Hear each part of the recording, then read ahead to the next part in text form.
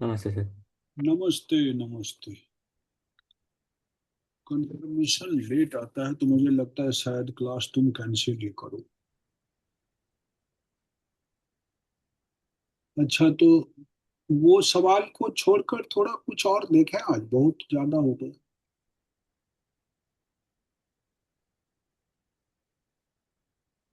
आवाज आपकी नहीं आ रही है, लगता है बहुत थके हुए आदमी है। हम्म। आवाज नहीं आ रही। आ रही है अभी? हेलो। हाँ अब तो आ रही है, पहले नहीं आ रही थी। आप सुन रहे हैं हमारी आवाज? हाँ। मैं ये कह रहा था इंटीग्रेशन शुरू करें थोड़ा सा।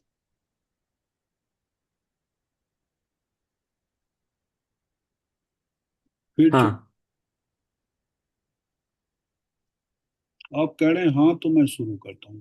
तीन चार सवाल उस एक्सरसाइज का अभी बाकी था, उसको ठीक ट्राई है। कर लीजिएगा आप, क्योंकि उसमें आपको बेसिक फार्मूले की जरूरत पड़ रही है। वो शायद आपने रिवाइज नहीं किया होगा अभी तक।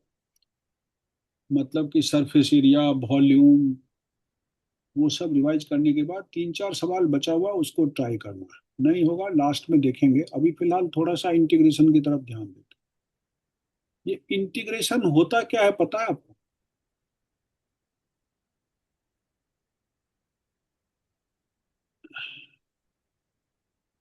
हाँ, इंटीग्रेशन में पता है थोड़ा। बोलते हैं हम लोग एंटी डिफरेंशियल, एंटी डेरिवेटिव, है ना।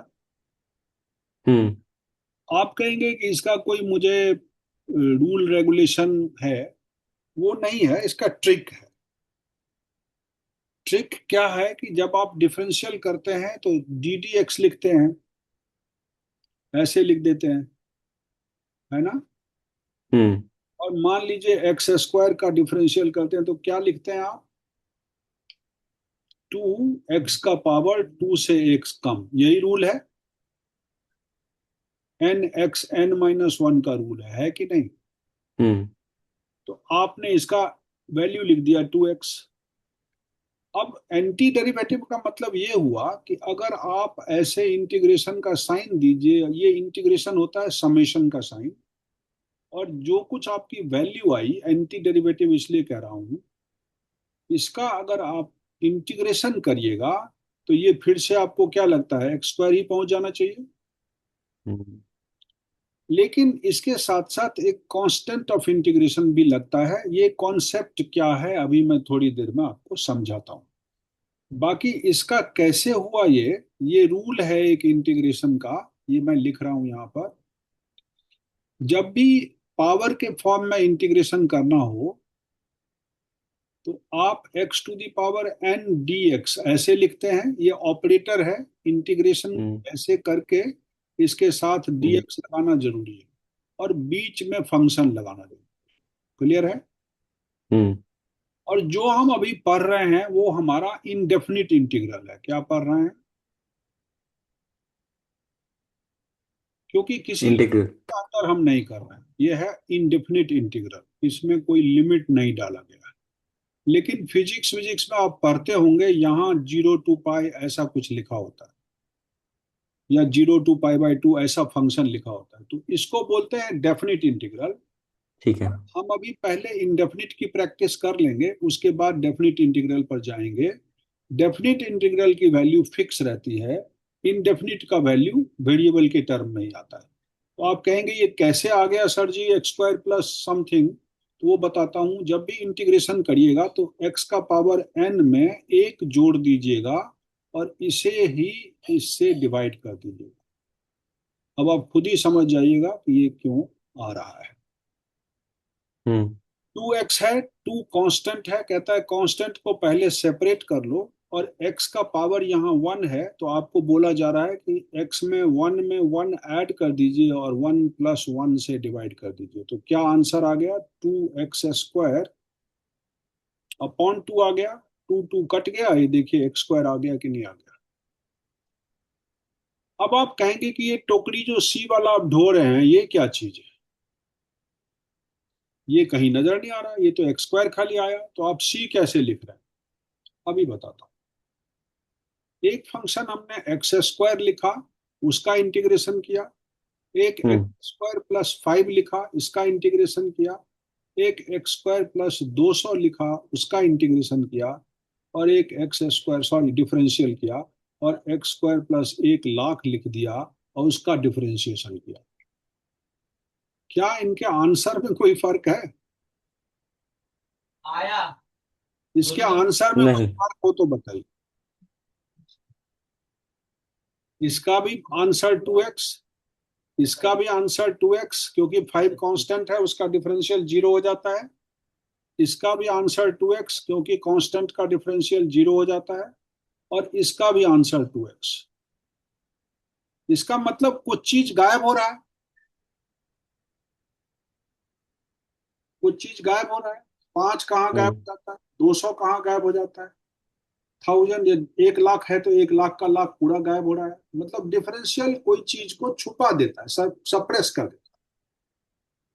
तो इंटीग्रेशन में उसको उजागर करना है, तो उसके लिए हम एक बास्केट डाल देते हैं। जब कभी भी हम एक्स स्क्वायर का इंटीग्रेशन करते हैं, या एक्स स्क्वायर प्लस 5 का करते हैं, एक्स स्क्वायर प्लस समथिंग का करते हैं इंटीग्रेशन डीएक्स, तो आप x³ बाई 3 और प्लस सी लिख देते हैं। अब सी क्यों लिखते हैं समझ गया?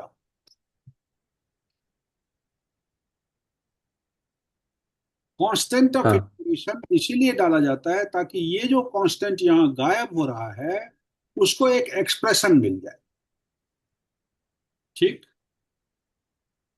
इस कांस्टेंट ऑफ एक्सप्रेशन को दिखाने के लिए हम लोग कांस्टेंट सी डाल देते हैं हर बार।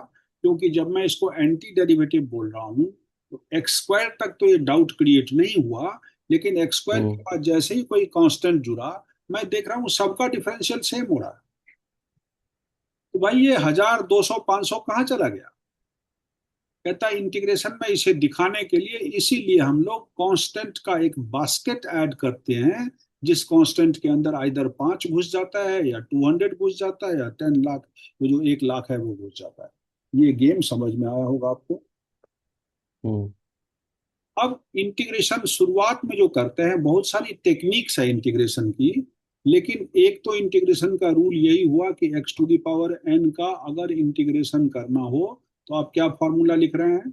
x⁴n+1। वहां घटाते थे, यहाँ जोड़ देते हैं, वहां मल्टीप्लाई करते थे, यहाँ n में एक जोड़कर डिवाइड कर देते हैं, और यहाँ कांस्टेंट ऑफ इंटीग्रेशन लिख देते हैं। समझ गए बात को? हम्म।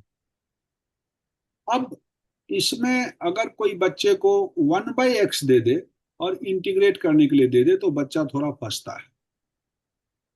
आपने पढ़ा होगा ddx(log x) कितना होता है? log x का डिफरेंशिएशन 1/x होता है। हम्म।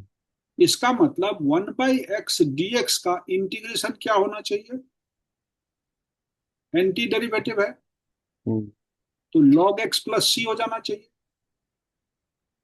क्लियर है? हम्म। कई बच्चे गलती से क्या करते हैं, इस x को ऊपर ले जाते हैं, अब फिर इंटीग्रेशन इस रूल से करने की कोशिश करते हैं। तो गलती कहाँ कर बैठते हैं, ये देखिए, एक्स का पावर -1 + 1 अपॉन -1 + 1 और प्लस सी लिखते हैं, और ये एक्स का पावर 0/0 आ गया, प्लस सी आ गया। तो ये अनडिफाइंड हो गया कि नहीं हो गया? समथिंग बाई जीरो अनडिफाइंड हो गया, 1/0 प्लस सी अनडिफाइंड हो गया। गेम समझ रहे हैं? तो जब कभी भी एक्स का पावर 1 हो, तो आप इसे ऊपर ना ले जाएं, आप बिल्कुल इस तरह से इसका उल्टा लिख लें। ddx(log x) 1/x लिखते हैं, तो 1/x का इंटीग्रेशन log x प्लस सी लिखेंगे। ये नोट करते जाइएगा जो जो मैं लिख रहा हूं। ये दूसरा फॉर्मूला है और ये पहला है। क्लियर है बच्चे? हम्म। दो फॉर्मूले। इसके बाद मैं हल्का फुल्का, क्योंकि हर जगह ट्रिगो घुसा हुआ है, हम्म। तो ddx(sin x) क्या लिखते हैं? सारा ddx लिख देता हूं, क्योंकि मैं एंटी डेरिवेटिव ट्रीट कर रहा हूं इसको।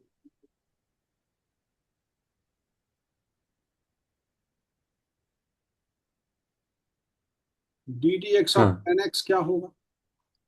आप मुझे बताएंगे, क्योंकि मैं चुप नहीं देखना चाहता आपको। टेन एक्स सेक एक्स का क्या होगा? D D X of cosec x क्या होगा? Okay. Cos x minus sine x. एक मिनट, डी डी एक और लिखने दो। कॉट एक्स, अब बता दो। साइन एक्स कॉस का x minus cos sine. X लिख दिया आपने। इसका निगेटिव माइनस। साइन एक्स लिख दिया। इसका sec square x. Sec square x, very good. इसका एक मिनट। ठीक है। सेक। हाँ, sec x tan x correct. Sec x tan x, इसका negative cosec x cot x, cosec x cot x और वो कॉट स्क्वायर। और इसका निगेटिव कोसेक स्क्वायर। जो भी सी से शुरू होता है उसका निगेटिव आएगा।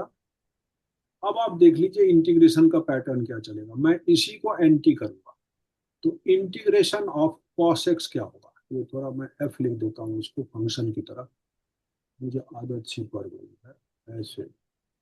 कॉस एक्स डी एक्स क्या इंटीग्रेशन होगा? सीधा साइन एक्स, लेकिन कांस्टेंट ऑफ इंटीग्रेशन हर किसी में डलेगा। अगर आप साइन एक्स का करते हैं बच्चे तो क्या लिखेंगे? इस साइन एक्स का इंटीग्रेशन लिखते हैं तो निगेटिव कॉस एक्स आ जाएगा। हम्म। देखिए बिल्कुल अपोजिट आ रहा है। Integration of sec square x करेंगे तो क्या आएगा? टेन एक्स आएगा। Hmm. Integration of sec x into tan x करेंगे तो सेक एक्स आएगा। Integration of cosec x into cot x करेंगे तो निगेटिव कोसेक एक्स आ जाएगा, क्योंकि इधर का निगेटिव मैं उधर फेंक रहा हूँ, है ना। हर किसी में मैं निगेटिव को उधर फेंक रहा हूँ। और इंटीग्रेशन कोसेक स्क्वायर एक्स का आएगा तो निगेटिव कॉट एक्स लिख दीजिए। ये इंटीग्रेशन का पैटर्न क्लियर कर दिख रहा है कि जो इंटीग्रेशन होता है वो किस तरह से डिफरेंशियल का एंटी होता हम्म। है। अब समस्या तब आती है बच्चे को कि जब उसको खाली सेक एक्स का इंटीग्रेशन करना हो या कोसेक एक्स का करना हो, ये प्रोडक्ट के फॉर्म में नहीं दिया हो, तब क्या करेगा बच्चा? इसी बच्चे को मैंने इंटीग्रेशन करने के लिए दे दिया integration of ten x d x. अब बच्चा यहाँ फंस गया, क्योंकि टेन एक्स का तो मैंने कोई तरीका बताया नहीं, हम्म। डायरेक्ट कोई फार्मूला नहीं है इसका। सेक स्क्वायर एक्स का टेन एक्स क्या होता है? इंटीग्रेशन होता है, लेकिन टेन एक्स का क्या होता है ये तो बताया नहीं। नहीं। तो अब इसके लिए हमें एक टेक्निक सीखनी पड़ती है, और यहां से मैं बात करता हूं आपको। जो मैंने अभी कहा कि इसके लिए कोई थ्योरी तो मैं बताऊंगा नहीं, यहाँ टेक्निक्स ऑफ इंटीग्रेशन बच्चे सीखते हैं। अब टेक्निक जो है वो मैकेनिकल वर्ड है। टेक्निक्स ऑफ इंटीग्रेशन में आपको सवाल की तरफ कम और दिमाग ज्यादा लगाना पड़ेगा, और उसमें सबसे पहला तरीका होता है इंटीग्रेशन बाय सब्स्टिट्यूशन। मतलब फंक्शन इंटीग्रेट होने को लिए तैयार नहीं है, मैं कुछ कुछ सोच करके, मतलब दिमागी तौर पर सोच करके इसका इंटीग्रेशन के लायक इसे बनाता हूँ। वो हुआ इंटीग्रेशन बाय सब्स्टिट्यूशन। आपने कुछ सब्स्टिट्यूट कर दिया और फिर इंटीग्रेशन होने लगा। दूसरा तरीका लोग सीखते हैं integration by using trigo formula. अब यहां पर मैंने जो कल कहा था आपको कि ट्रिगोनोमेट्री का क्लास रखना पड़ जाता है 11th में 12th में, ये फॉर्मूला लगा करके कई सारे इंटीग्रेशन आसान हो जाए। ये भी सब्स्टिट्यूशन ही कहलाएगा एक हिसाब से, उसी के अंदर आएगा। मैं ए बी कर देता हूँ। ये भी एक सब्स्टिट्यूशन ही है कि आप कुछ मुश्किल चीज के लिए इंटीग्रेबल चीज लाइए जिससे वो इंटीग्रेट हो जाए, और मैं आपको दिखाऊंगा कि इंटीग्रेशन किसका होता है किसका नहीं हो पाता है। और इसी तरह से फॉर्मूला यूज करके हुआ by parts, integration by partial fraction. एक तरीका है इंटीग्रेशन बाय पार्शियल फ्रैक्शन। सुनते होंगे लोग पीएफ पीएफ बोलते रहते हैं। और चौथा तरीका है इंटीग्रेशन बाय पार्ट्स। जो प्रोडक्ट के फॉर्म में होता है फंक्शंस, उसका इंटीग्रेशन बाय पार्ट्स करते हैं, जैसे लेबिंज रूल से आपने u इंटू भी का करते थे डिफरेंशिएशन, उसी तरह से u इंटू भी फंक्शन अगर प्रोडक्ट में आ जाए तो उसको बाई पार्ट्स के तरीके से किया जाता है। और इसके अलावा सम स्पेशल इंटीग्रेशन भी आता है। ये हम्म। स्पेशल बच्चों के लिए जो थोड़ा स्पेशल तरीके से तैयारी करना चाहते हैं, उनके लिए सम स्पेशल इंटीग्रल। इंटीग्रेशन। तो जो ये खास बातें हैं, इन चीजों के अंदर हम उलझे हुए हैं, और अभी सारे हम इंडेफिनिट की बात सोच रहे हैं। मेरे पास पहला ही क्वेश्चन ऐसा है जो इस सब्स्टिट्यूशन की मांग कर रहा है। मैंने 10x का कोई सब्स्टिट्यूशन, कोई तरीका आपको नहीं दिया कि डायरेक्ट कुछ हो जाए। तो बच्चा क्या सोचता है कि इसका अगर एक फॉर्मूला लिख दूं, sine x by cos x, तो बढ़िया रहेगा। और अभी से देखिए दिमाग किधर है कि हम कॉस एक्स को सब्स्टिट्यूट कर देते हैं टी,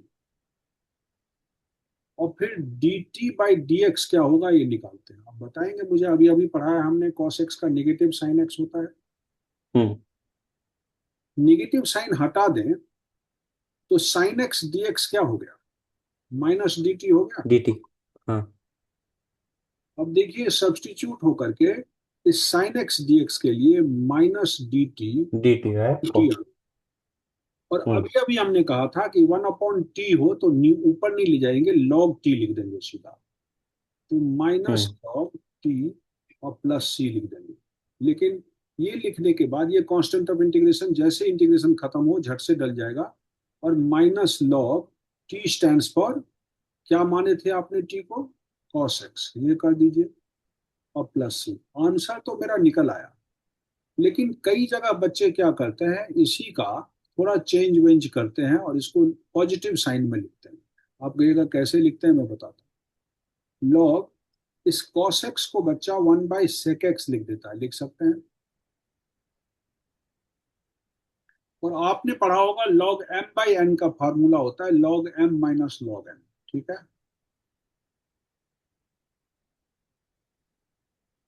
तो इस हिसाब से अगर चलें तो ये होगा log 1 minus log sec x हम्म। और प्लस सी। log 1 जीरो होता है, तो अब माइनस माइनस क्या बन गया, प्लस बन गया। तो अगर सेक में आंसर लिखते हैं तो आपका पॉजिटिव आने लगा, और कॉस में लिखते हैं तो निगेटिव आने लगा। आप देखिए कितना आराम से इंटीग्रेट हो गया। इसी तरह टेन एक्स का जैसे किए हैं वैसे ही कॉट एक्स का कर सकते हैं आप, इसी सब्स्टिट्यूशन के तरीके से। ये टेक्निक्स जो सिखा रहा हूं सिर्फ इंटीग्रेशन बाय सुटेबल सब्स्टिट्यूशन का सिखा रहा हूं। किसी ने आपको दे दिया कॉट एक्स डी एक्स का करो, क्या लिखेंगे आप, पहले इसको फॉर्मूले से, जो आइडियल फॉर्मूला हमारा 10th का है उससे ऐसे लिख देंगे। फिर वही तरीका अपनाएंगे कि नीचे वाले को कुछ सब्स्टिट्यूट कर दीजिए और डिफरेंशिएट करके देखिए कि उसका डिफरेंशियल उसमें प्रेजेंट है कि नहीं। क्लियर कट प्रेजेंट है, साइन एक्स का हो जाता है कॉस एक्स, और जैसे मैं क्रॉस करूंगा कॉस एक्स डी एक्स के लिए डी टी आ गया, इसमें साइन भी निगेटिव नहीं आया। और ये इंटीग्रेशन मेरा बन गया D T by only T, क्योंकि कॉस एक्स डी एक्स के लिए डी टी, और इसको मैंने टी माना ही था। अब तो सीधा सीधा लॉग टी लिख दूंगा प्लस सी। क्लियर है। और हम्म। लॉग टी लिखना मतलब कॉस एक्स लिखना, साइन एक्स लिखना लॉग साइन एक्स और प्लस सी। लेकिन इसे भी अगर आप कोसेक में लिखना चाहेंगे तो माइनस का साइन ले लेगा, और कोसेक एक्स प्लस सी। ये दो दो आंसर लिख रहा हूं। ये negative log cosec x plus C भी हो सकता है, positive log sine x plus C भी हो सकता है। दोनों का मीनिंग सेम है मैथमेटिकली। ठीक है बच्चों। हम्म। 2 नंबर सवाल आपको सब्स्टिट्यूशन से करके दिखाया, ट्रिगो का था। तीसरा नंबर देखिए, यहाँ लिख रहा है 2x dx अपॉन 1 + x²। कहता है इसको कब, क्लियर कट बच्चे का दिमाग एकदम से दौड़ना चाहिए कि x² का डिफरेंशियल 2x है, और 2x प्रेजेंट है इस फंक्शन में। लेकिन बच्चे को चाहिए कि x² ही नहीं, ये कांस्टेंट के साथ t मान, ताकि पूरी तरह से वो गायब हो जाए।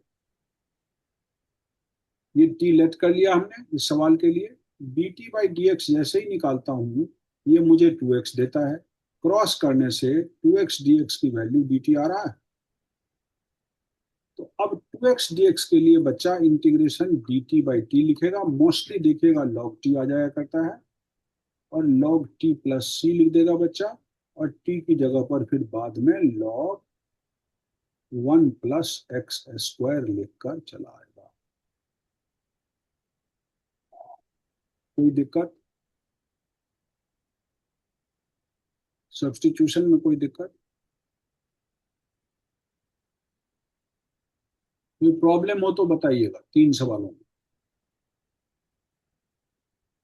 आप बोल नहीं रहे। नहीं, अभी तक तो नहीं, अभी अब तक सब डी इजी टी लग रहा है। एक्स ऑफ साइन एक्स का कर लिया तो साइन इनवर्स एक्स का समझिए, और कॉस इनवर्स एक्स का भी समझिए, दोनों उठा लो इसका नहीं, फॉर्म। इनवर्स तो सर थोड़ा हेल्प चाहिए होगा पहले पहले। साइन इनवर्स एक्स का भी समझिए, कहना थोड़ी देर में करेंगे।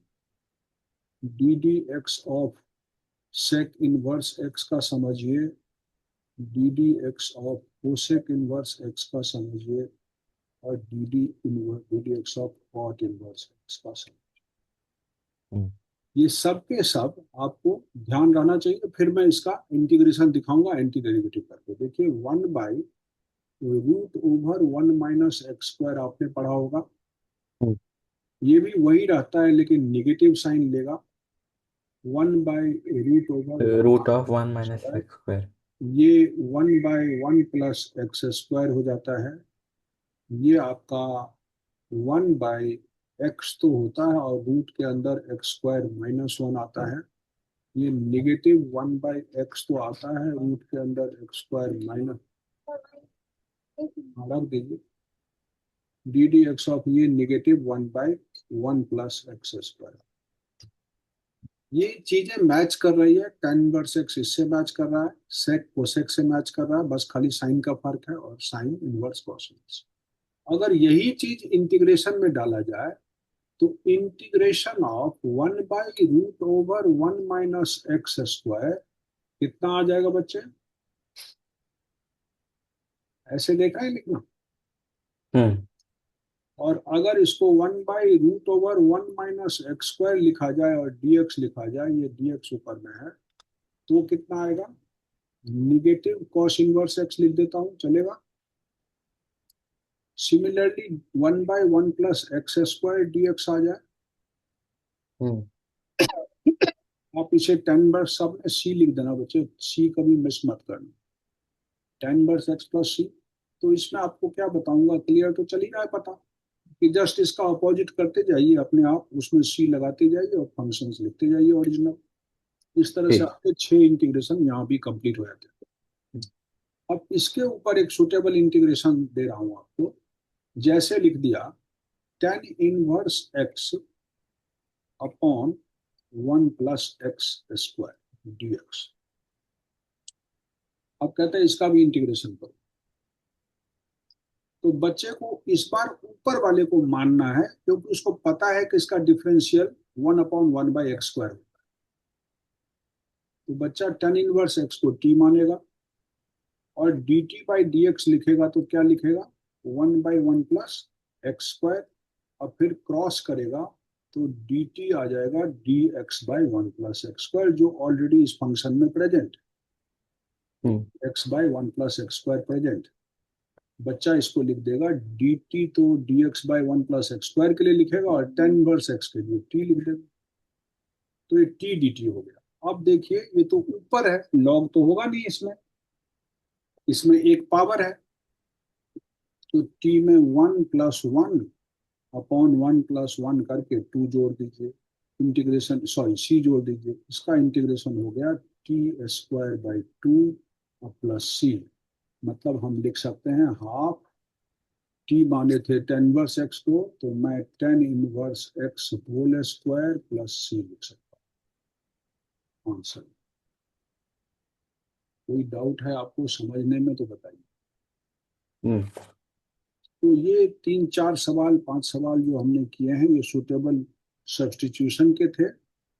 और इस सुटेबल सब्स्टिट्यूशन में हम लोग ट्रिगो वाले भी देखे, और हम्म। अलजेब्रा वाला तो देख ही रहा हूँ। 1 2 सवाल और लेता हूँ।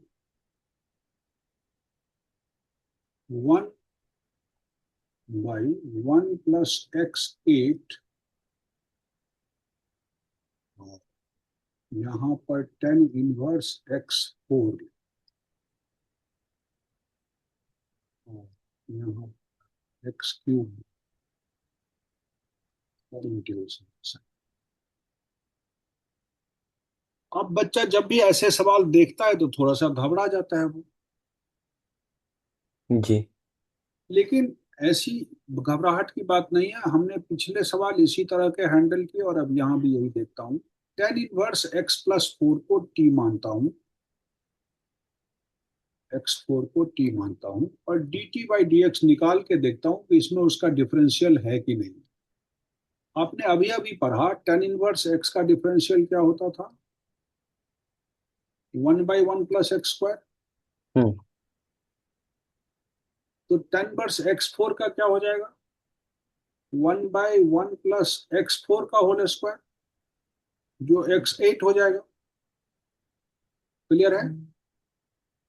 हम्म। और x4 का डिफरेंशियल भी यहाँ 4x³ डालना पड़ेगा। इसमें कोई डाउट, इसमें कोई नहीं। डाउट तो बताइए। अब मुझे x³ दिख रहा है, 1/1 + x8 दिख रहा है, और dx दिख रहा है, हम्म।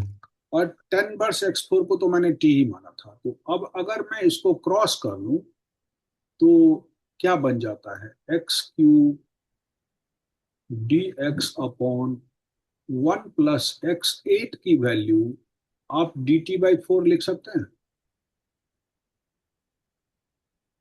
हम्म। x³ dx/1 + x8 की वैल्यू dt/4 लिख दिया। अब इसमें पहुंच गए, यहाँ 1/4 को हमेशा बाहर रखिएगा, कांस्टेंट को अंदर नहीं डालते कभी भी। अब आपका t dt ही तो हुआ है। हम्म। देखिए कितना सिंपल हो गया, सवाल इतना बहुत ही मुश्किल सिंपल था हो गया, करेक्ट। हाँ। और अब कितना इजी हो गया। ये t था, माना हुआ, लग गया यहाँ यस। t, और ये पूरा का पूरा रिप्लेस होके आ गया था dt/4 में। तो t dt/4, आंसर सिंपल है, t²/2 और +c। अगला स्टेप होगा 1/8, और t² की जगह पर हम लोग 10 × x⁴ का क्या लिख दो, होल स्क्वायर और प्लस। ये हमने आपको पांचवा सवाल का, मतलब ट्रिगो में ही फंसा रहा हूं और क्वेश्चंस ऐसे ऐसे करके दे रहा हूं जिसमें सुटेबल सब्स्टिट्यूशंस काम कर रहा है। हम्म। अलजेब्रा की चीज हो या ट्रिगो की चीज हो, हमारा वर्क आसानी से बन गया। अब जरा एक सवाल है बच्चे को, हाँ, कौन सा इंटीग्रेबल है, कौन सा फॉर्म इंटीग्रेबल नहीं है, ये मैं आपको बता दूं। sin⁴ हो या cos⁴ हो, ये इंटीग्रेबल नहीं है। समझ गए। हम्म। लेकिन अगर यही चीज एंगल में मल्टीप्लाई हो, mx cos m×x, और फिर इंटीग्रेशन करूं तो ये इंटीग्रेबल है, ये आसानी से इंटीग्रेट हो जाए। जैसे किसी ने किसी बच्चे को दे दिया sin 2x dx का इंटीग्रेशन करो, तो बच्चा sin x का इंटीग्रेशन क्या लिखेगा, -cos 2x लिखेगा। हम्म। और 2x का 2 डिफरेंशियल में हम मल्टीप्लाई करते थे, इंटीग्रेशन में हम क्या करेंगे, डिवाइड कर देंगे और +c। समझ रहे हैं बात को। हम्म।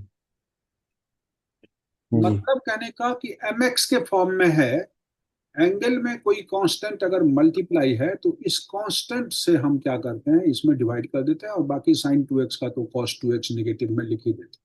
अगर इसका पूछे तो क्या लिखिएगा आप इस फार्मूले से, निगेटिव cos mx लिखेंगे और m से डिवाइड करेंगे। बताइए, यही लिखेंगे ना। हम्म। यही पैटर्न मैंने इसमें फॉलो किया। और इसका लिखने के लिए कहेगा तो क्या लिखूंगा, निगेटिव नहीं लगेगा इसमें, हम्म। कॉस में इंटीग्रेशन में निगेटिव नहीं लगता, कंफ्यूजन में मत रहिएगा कभी भी। इंटीग्रेशन में कॉस में नहीं लगता, डिफरेंशियल में निगेटिव लगता, और इसमें m से डिवाइड कर दीजिए और +c लिख दीजिए, आपका इसका भी आंसर निकल गया। लेकिन यही सवाल अगर ऐसे फॉर्म में दे दे तो मैं कर ही नहीं पाऊंगा, क्योंकि मैं कह रहा हूं कि ये दोनों के दोनों फॉर्म नॉट इंटीग्रेबल हैं, इन्हें इंटीग्रेबल बनाना पड़ेगा। ये क्या है? नॉन इंटीग्रेबल फॉर्म में है। जबकि नहीं, एंगल की इंटीग्रेबल बनाना है। मल्टीप्लाई हो तो उसमें दिक्कत नहीं है, लेकिन अगर ये पावर में है तो मुझे दिक्कत है। जैसे कभी बच्चे को किसी ने दे दिया, टीचर ने, कि साइन स्क्वायर एक्स डीएक्स का करो। अभी अभी हमने क्या सरेंडर कर दिया। क्या सरेंडर किया? कि ये दोनों इंटीग्रेबल पावर के फॉर्म में है, इसीलिए इंटीग्रेबल नहीं है। तो मैं करूं क्या? कहता है इसके लिए आप फिर ट्रिगो के शरण में जाइए। हम्म। ट्रिगो पे शरण में जाने पर आपको cos 2x के दो फार्मूले दिखेंगे। cos 2x का एक फार्मूला दिखेगा 1 - 2 sin स्क्वायर एक्स, और एक दिखेगा 2 cos स्क्वायर एक्स - 1। क्लियर है? अगर साइन स्क्वायर एक्स का कर रहे हैं तो इससे सुटेबली सब्सटीट्यूट करके लाइए, क्या आएगा? 1 + cos 2x/2 आएगा। इससे क्या आएगा? मतलब2 cos स्क्वायर एक्स -1। हाँ। Sine square x equal to 1 minus cos - square cos two cos2x x इतना अपॉन 2। मैंने इसके लिए क्या लिख देना है? हाफ बाहर, और 1 - cos 2x/2। टू तो बाहर कर ही दिया, dx। हम्म। इस पैटर्न पे चलना है, और ठीक है। इसके लिए इस दूसरे पैटर्न पे चलना है। ठीक। और अब आप कहेंगे ऐसे में कौन सा तीर मार लिया आपने? देखिए mx के फॉर्म में हम ले आए, जो हम्म। कि अभी हमने करके दिया था आपको, cos mx का। cos 2x का किया हूँ, sin 2x का किया हूँ, तो ऐसे ही cos 2x का भी निकल आएगा। और 1 का x होता है, कभी सोचा होगा आपने 1 का क्यों x हो जाता है? 1 का इंटीग्रेशन x क्यों हो जाता है? ये देखिए, हाफ बाहर रहा, 1 का हम्म। डाल दिया हमने x, cos 2x का sin 2x/2 डाल दिया, क्योंकि cos का निगेटिव तो होगा नहीं इंटीग्रेशन, और प्लस c डाल दूंगा, और अगले स्टेप में आंसर लिख दूंगा। अब आप एक क्वेश्चन रेज करेंगे मुझसे, 1 का x कैसे लिखते हैं? सीधी बात है, डिफरेंशियल x का जब 1 लिखते हैं, है ना, हम्म। तो इंटीग्रेशन 1 का x ही लिखेंगे ना, और c भी लगेगा। पर कई बच्चे इस पर भी क्वेश्चन रेज करते हैं, तो मैं उनको ये समझाता हूँ, 1 मतलब हुआ x का पावर 0। ठीक। अब इंटीग्रेशन के उस पावर रूल से अगर इंटीग्रेट करूं तो x का पावर 0 + 1 बाई क्या होगा? 0 + 1। हम्म। और x का पावर 0 + 1 x ही होता है, 0 + 1 1 ही होता है, प्लस सी। मतलब x + c आ गया कि नहीं आ गया? इसीलिए मैंने 1 का डायरेक्ट x लिख दिया। cos 2x mx के फॉर्म में था, तो sin 2x/2 लिख दिया, क्योंकि अब ये इंटीग्रेबल हो चुका है। सिमिलर तरीका अगर मैं इसमें अपनाऊं तो इस फॉर्मूले को पैटर्न में लूंगा, और लिख दूंगा cos2x के लिए रिप्लेसमेंट 1 + cos 2x/2। वो होता है 1 - cos 2x/2, और cos स्क्वायर होता है 1 + cos 2x/2। तो इसके लिए मैं लिखूंगा हाफ बाहर, और 1 + cos 2x dx, और इंटीग्रेशन एक ही स्टेप में मैं लिख दूंगा, हाफ बाहर, 1 का हो गया x, और cos 2x का हो गया प्लस sin 2x/2, और प्लस c। कोई डाउट हो तो बता दीजिए। अब आप कहेंगे ये स्क्वायर में तो ये हुआ, क्यूब में हो तो कहाँ फंसेंगे? कहता है क्यूब में भी साइन क्यूब का फॉर्मूला है। अगर साइन क्यूब में है तो भी फार्मूला है, कॉस क्यूब में है तो भी फार्मूला है। ये सब आपको एक जगह लाता है। और आप देखिए कहाँ फंसते हैं बच्चे, ट्रिगो में। ये डायरेक्ट कभी इंटीग्रेट नहीं होगा, किसी जगह कोई हम्म। ट्रिक बताया गया है, जो मैं आपको दिखाऊंगा अभी थोड़ा सा ट्रिक। लेकिन साइन क्यूब एक्स के लिए हम लोग sin 3a का एक फॉर्मूला लेते हैं। क्या होता है sin 3a का फॉर्मूला बच्चे? sin 3a का साइन फॉर्मूला थ्री बताएंगे? मुझे अभी याद नहीं, 4, आई थिंक 3 साइन स्क्वायर नहीं, थ्री साइन ए हाँ, minus four sine 4 sin square. Thank you भाई साहब। क्यूब है, क्यूब है।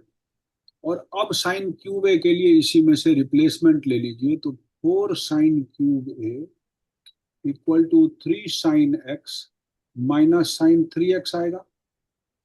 और ये फोर हटा दें तो इसमें 3/4 और 1/4 हो जाएगा। तो अब इस पर्टिकुलर चीज के लिए आप लिख सकेंगे 3/4 sine x d x, integrable आ गया, और minus hmm 1/4 sine three x d x, दोनों एम एक्स के फॉर्म में आ गया। और बड़े आराम से इसका आंसर हम लिख देंगे 3/4 निगेटिव कॉस एक्स, और प्लस कर देता हूं अभी क्योंकि इसमें भी निगेटिव आएगा, कॉस 3x/3 और प्लस सी। और अभी आ गया निगेटिव 3/4 कॉस एक्स और प्लस 1/12 कॉस 3x प्लस। ये आंसर आप इसके लिए डालेंगे। सिमिलर तरीके से कॉस 3x का फॉर्मूला ढूंढा जाएगा और इसको सब्स्टिट्यूट किया जाएगा। आप बताएंगे कॉस 3x के लिए क्या है। कॉस 3x के लिए 4 cos³ x minus 3 cos x। हम कॉस 3x में 3 cos x अगर जोड़ दें और 4 से डिवाइड कर दें तो हमारा बन गया काम। तो मैंने 1/4 बाहर किया, cos 3x dx का इंटीग्रेशन किया, प्लस 3/4 इंटीग्रेशन cos x का। तो दोनों पार्ट बहुत आराम से इंटीग्रेट हो जाएगा आपसे, और इसका आंसर आप अपने आप निकाल पाएंगे।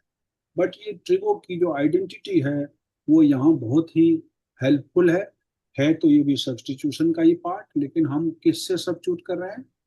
ट्रिगो के इंटीग्रेशन को ट्रिगो के फॉर्मूले से ही करता हूँ, उसके बिना रास्ता नहीं निकल पाता। लेकिन हम्म एक बात किसी सरदार ने मुझे इसका एक टेक्निक बता दिया था। जब मैं ऐसे करने लगा तो उसने मुझे कहा कि सर इसका दूसरा तरीका भी तो हो सकता है। अब वो सरदार ट्रिकी था। क्यों कहा बताइए। स्टूडेंट था, हमारे से पढ़ने आया था, और हम्म मुझसे ज्यादा टेक्निक में माहिर था। उसने कहा इसका दूसरा तरीका हो सकता है। आप अगर वो सरदार हैं तो मुझे बता सकते हैं, नहीं है तो बताइए कि आप खुद ही सोचिए। सरदार ने मुझे कहा कि सर इसे sin² x into sine x लिख लो। ठीक। हम्म और फिर कहा कि इसके लिए 1 - cos² x into sine x लिख लो। और फिर कहा कि cos x को t मान लो सर, तो dt/dx हो जाएगा माइनस साइन एक्स।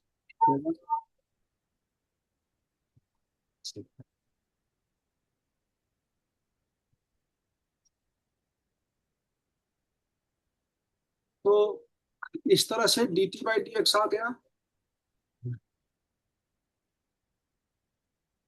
अब मुझे हम्म बताएं कि इसमें निगेटिव साइन अगर हटाऊंगा तो माइनस साइन एक्स dx के लिए निगेटिव dt आएगा। देखिए लड़का कितना तेज था। हम्म मैं थोड़ा कायल हो गया उसका कि भाई ये तो मैं सोचा ही नहीं था कभी। माइनस डी टी आ गया इसके लिए, साइन एक्स डी एक्स के लिए। और इसके लिए कह दिया 1 - t² लिख दो सर। इसको आपने टी माना है तो इसको t² लिख दो। और अब वो कहता है पावर रूल लगा के कर लो। तो ये हो गया कितना, t² माइनस से मल्टीप्लाई करिएगा तो t² पॉजिटिव और -1। और फिर कहता है भैया अब तो इंटीग्रेशन हो गया। वो t² वाले को कह दिया t³/3 लिख दो, और माइनस इसके लिए t लिख दो और प्लस c लिख दो। अब फिर कहता है t का वैल्यू लगा दो cos x। तो ये cos³ x/3 आंसर लिखो, और माइनस cos x लिखो, और प्लस c लिखो। और कहता आंसर तो हो गया। तो उसमें क्या दिक्कत है, कोई गलती काट के दिखा दो। बोलता है, चैलेंज करता है मुझको कि कोई गलती काट के दिखा दो, मैंने कोई गलती की है सब चीजों। नहीं सर, पहले से तो दिखा देंगे। और उसने उसमें भी वही टेक्निक अपनाया cos³ x में। इस वाले में भी उसने यही कहा मुझको कि इसमें भी cos² x into cos x लिख दो सर, इतना बड़ा लंबा चौड़ा खेलने की क्या जरूरत। पर सब में नहीं चलेगा। तो ये मैं शुरू से आपको दिखा रहा हूँ, बहुत इंपॉर्टेंट टॉपिक कवर कर रहा हूँ ट्वेल्थ के लिए। आपको अभी आइडिया नहीं ये कितना इंपॉर्टेंट चीज है, अभी आप समझेंगे। ये दिया हमने आपको पहला प्रश्न।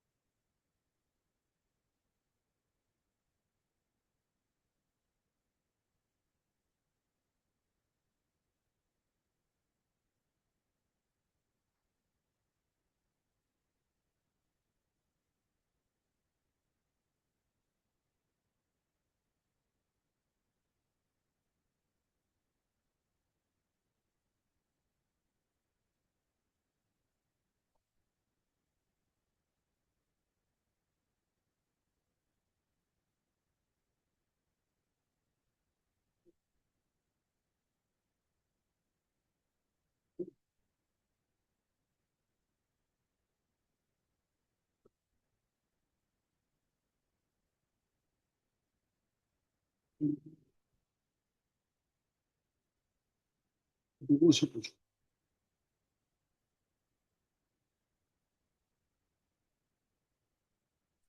नेक्स्ट।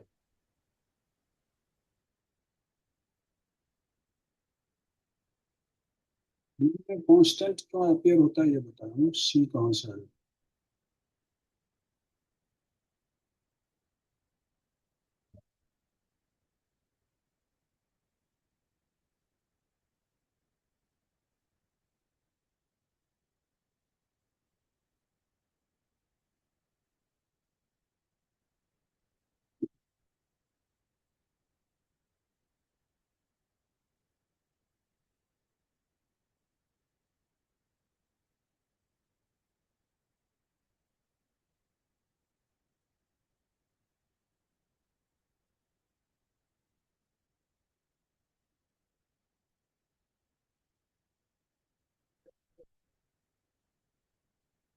कोई नहीं, इससे कुछ नहीं होता।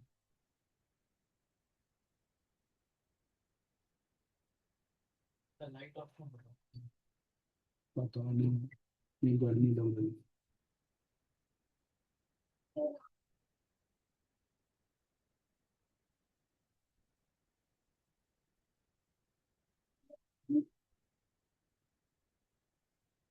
ट्रेन पर आ गई। और तो चला दिया हमने। हाँ बर्मा।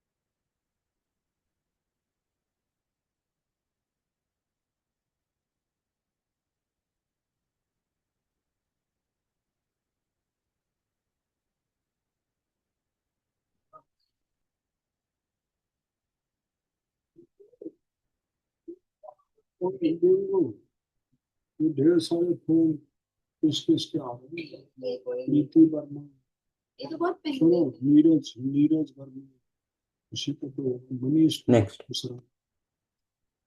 अभी फिलहाल तो मेरे को इकोनॉमिक्स करने हैं। मुझे इकोनॉमिक्स का था। Next page. चिंपी गुप्ता। हाँ हाँ, बात बात करें।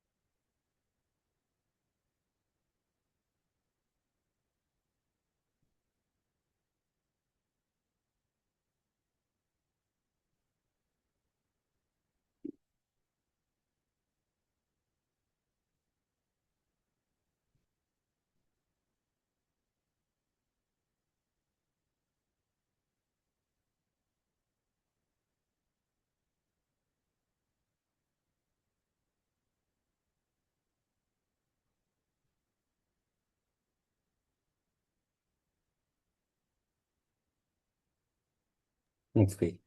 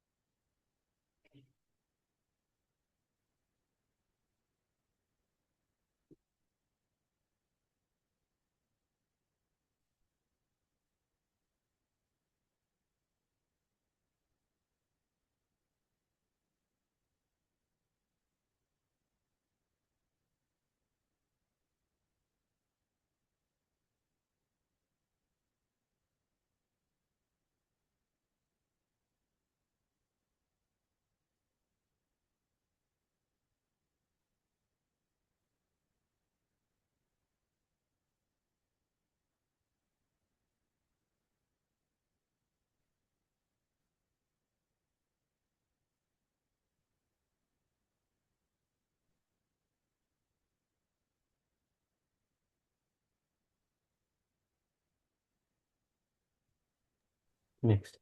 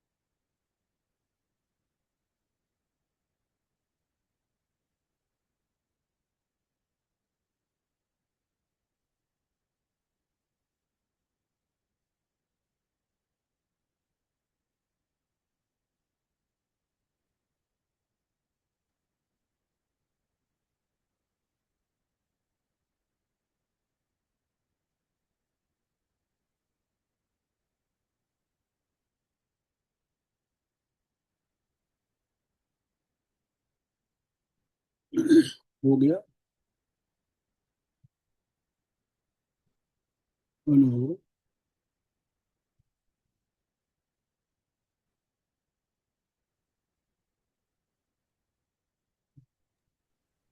2 मिनट दीजिए, 1 मिनट।